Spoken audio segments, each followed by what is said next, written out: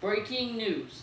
The White House announced this afternoon that the G8 summit will be held at Camp David this May, not in Chicago as had been scheduled.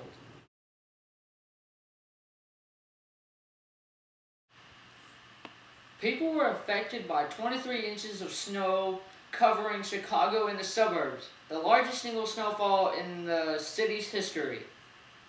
Thousands were stranded in offices, in schools, in buses, about 50,000 abandoned cars, and 800 Chicago Transit Authority buses littered the streets and expressways.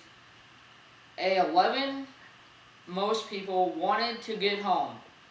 One woman who worked downtown and lived on the city's north side, normally a 35-minute commute, spent 4 hours making the trip.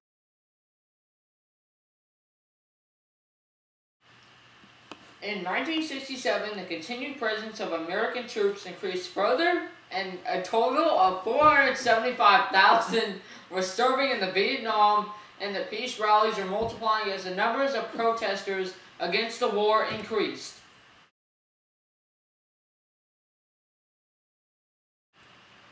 The town was affected in many ways. In the south suburban Markham, 650 students and 4 schools camped in libraries and gymnasiums because school buses cannot get through.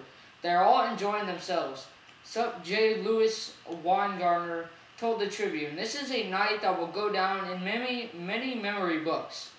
Some memories were not as cheerful. Looting was rampant. Long lines formed at grocery stores and shelves were emptied in moments. As a result of the record snow, 26 people died, including a 10-year-old girl who was accidentally caught in the crossfire between police and looters, and a minister who was run over by a snowplow. Several others died of heart attacks from shoveling snow.